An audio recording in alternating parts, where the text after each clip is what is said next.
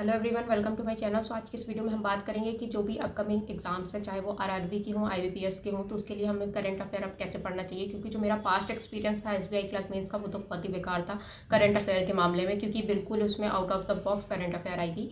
तो जब हम ऐसा बहुत करंट अफेयर को टाइम दे देते हैं ना, और उसमें क्वेश्चन अच्छे नहीं आते, तो बहुत ज़्यादा बुरा लगता है कि अगर किसी और सब्जेक्ट में शायद टाइम दिया होता तो आउटपुट थोड़ा ज़्यादा मिलता। क्योंकि इसमें ना गारंटी नहीं होती कि कैसे क्वेश्चन आएंगे। कभी कभी ईजी क्वेश्चन भी आ जाते हैं, कभी कभी बिल्कुल out of the contest question आ जाते हैं। तो उसके लिए मैंने सोचा कि अब मैं कैसे करंट अफेयर को फॉलो करूंगी। तो पहले ऐसा था ना, जब मैंने अपनी प्रिपरेशन स्टार्ट करी थी, तो मैं बहुत सारे स्ट्रैटेजीज के वीडियो देखती थी कि कैसे पढ़ना चाहिए, क्या पढ़ना चाहिए, क्योंकि अपने को इतना आइडिया नहीं होता। तो सब ऐसे बोलते थे कि आप डेली करंट अफेयर को फॉलो करना चाहिए, उसमें क्या होता है, ज़्यादा आउटपुट मिलता है। तो इनिशियली मैंने स्टार्ट किया था, जब मैंने अपनी प्रिपरेशन स्टार्ट करी थी, कि डेली करंट अफेयर मैं करूँगी। लेकिन थोड़ा टाइम बाद ही मुझे रियलाइज़ हो गया था कि ये मेरे बस का नहीं है। इतना ज़्यादा मैं टाइम भी देती हूँ, फिर वो मुझे रिटेन नहीं रहता।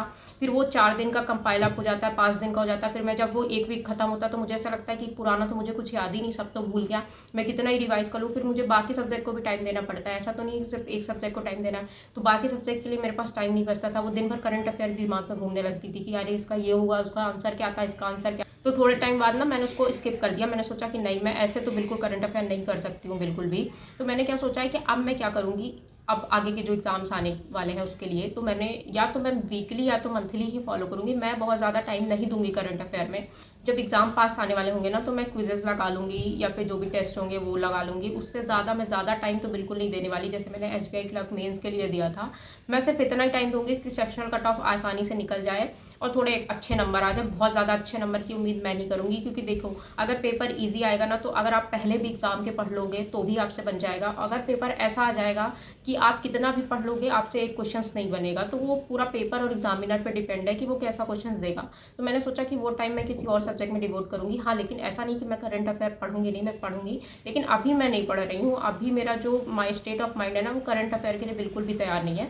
हाँ, मैंने सोचा है कि मैं कैसे करूँगी, तो मैं पीडीएफ ही फॉलो करूँगी मोस्टली, क्योंकि वीडियो सोर्स अब मुझे ऐसा लगता है कि टाइम वेस्ट है। मैं ज़्यादा वीडियो सोर्स नहीं देखूंगी। अगर होगा तो सिर्फ मैं बैंकिंग अवेयरनेस के देख लूँगी, वो भी एग्जाम टाइम जब आएगा ना, एग्जाम आएगा उसके पहले ही मैं देखूंगी। अभी से मैं अपना टाइम नहीं देने वाली हूँ, क्योंकि मैं अभी दे दूँ पूरा टाइम, अगेन वही होगा, कैसा पेपर आ गया, और फिर बाकी सब्जेक्ट मेरे अच्छे नहीं होंगे। तो मैंने अभी सोचा कि अभी तो थोड़े टाइम के लिए मैं करंट अफेयर नहीं कर रही हूँ, या तो मैं वीकली या मंथली बेसिस से फॉलो करूँगी, साथ में क्विजेस लगा लूँगी और बैंकिंग अवेयरनेस की वीडियोस देख लूँगी। इससे ज़्यादा तो मैं ज़्यादा करंट अफेयर के लिए अब कुछ नहीं कर सकती ना, क्योंकि अब ना एसबीआई क्लर्क मेंस के बाद मुझे करंट अफेयर से ज़्यादा उम्मीद नहीं है कि इस सेक्शन मुझे अच्छे मार्क्स दिलाएगा। इससे अच्छा तो मैं बाकी, जैसे आपको पता ही होगा कि आरआरबी में कंप्यूटर भी आता है, तो उसके लिए भी वो भी पढ़ना पड़ेगा, और उसमें भी आप अच्छे मार्क्स गेन कर सकते हो। भले उसमें मार्क्स हाफ हो जाते हैं, लेकिन फिर भी आप अच्छे मार्क्स ला सकते हो आरआरबी के एग्जाम्स के लिए, अगर आप कंप्यूटर पढ़ते हो तो। और आपको सारे सब्जेक्ट के लिए टाइम देना पड़ेगा। उसमें भी सेक्शनल टाइमिंग हो गया है, प्री एंड मेंस दोनों में। तो वहाँ भी थोड़ा स्पीड अब अच्छी मेंटेन करनी, क्योंकि कभी कभी क्वेश्चन हम कर लेते हैं लेकिन स्पीड अच्छी नहीं मेंटेन कर पाते हैं।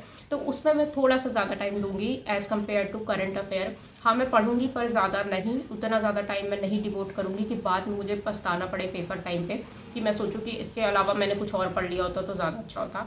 इंग्लिश में ज़्यादा पढ़ती नहीं हूँ, सिर्फ मॉक से ही देती हूँ। तो बाकी सब्जेक्ट में मैं, रीजनिंग भी मेरा ठीक ही है।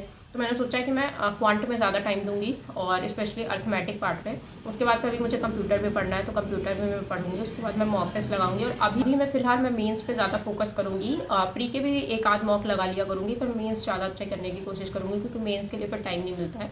तो मेंस की अगर आप प्रिपरेशन करोगे, जैसे इस बार क्वांट अच्छा आया था और अच्छे मार्क्स उसमें आ सकते थे, तो उसकी और अच्छी प्रिपरेशन करनी है, और अच्छा स्ट्रॉन्ग बनाना। जो सब्जेक्ट थोड़ा सा स्लाइटली वीकर साइड पे है, उसको थोड़ा सा स्ट्रॉन्ग बनाना है। तो अभी मैं ऐसे ही फॉलो कर रही हूँ। अगर आप कोई और स्ट्रेटेजी फॉलो कर रहे हो तो प्लीज़ कमेंट सेक्शन में शेयर करना।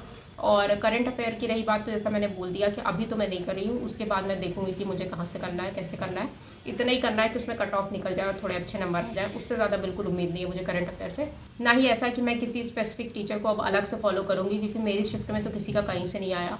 तो मैं तो सिर्फ ऐसे ही कर रही हूँ कि जो मेरे पास ऑलरेडी कोर्स है उनका मैं देख लूँगी, बैंकिंग अवेयरनेस का, और बाकी पीडीएफ से पढ़ लूँगी। तो यही है छोटी सी स्ट्रैटेजी। आई होप आपको वीडियो अच्छा लगा होगा। अगर अच्छा लगा होगा तो लाइक करें, subscribe to my channel. Thank you so much.